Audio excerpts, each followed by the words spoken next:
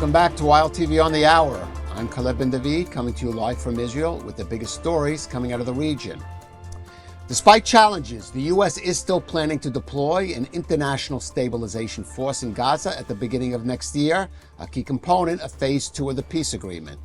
The Jerusalem Post today citing a U.S. official saying that at the beginning, the planned multinational force will only include troops from one or two countries, with more nations expected to join at a later stage.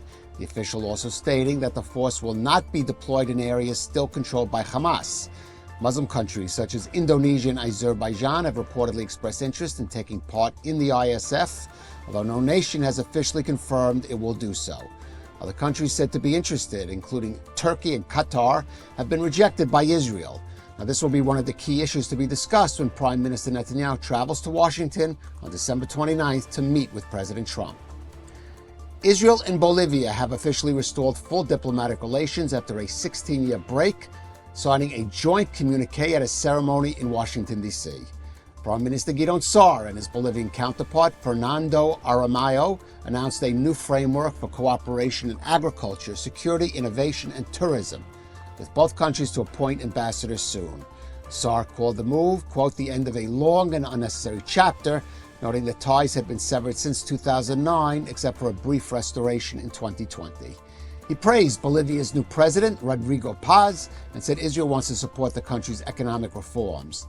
The agreement also highlights Bolivia's historic support for Jewish refugees and for the 1947 UN vote establishing Israel.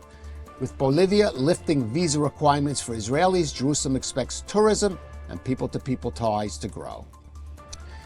And here in Israel, people are bracing for severe weather as Winter Storm Byron arrives after hitting Greece and Cyprus, causing severe flooding there.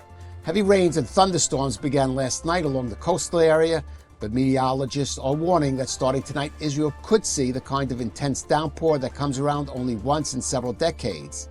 Some army bases in southern Israel have released soldiers heading for weekend earlier today than scheduled to avoid them being caught in potential flooding.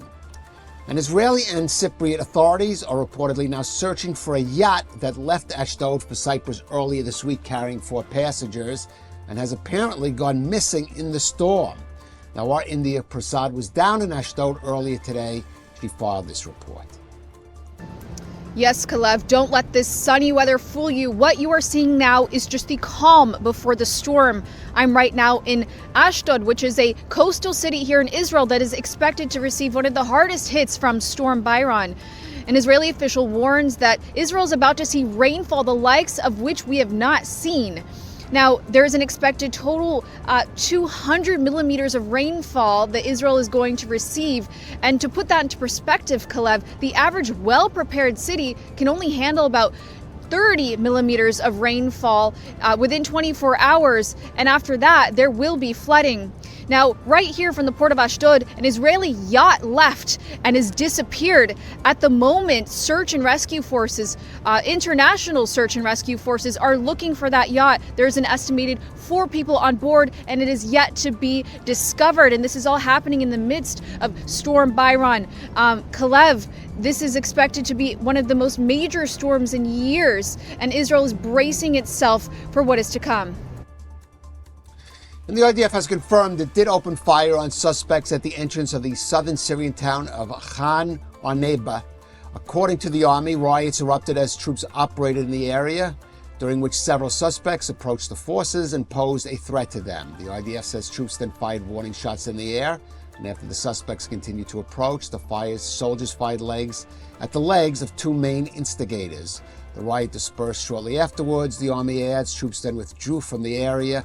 According to Syrian media, Syrians had protested in the area after the IDF set up a checkpoint on a major highway.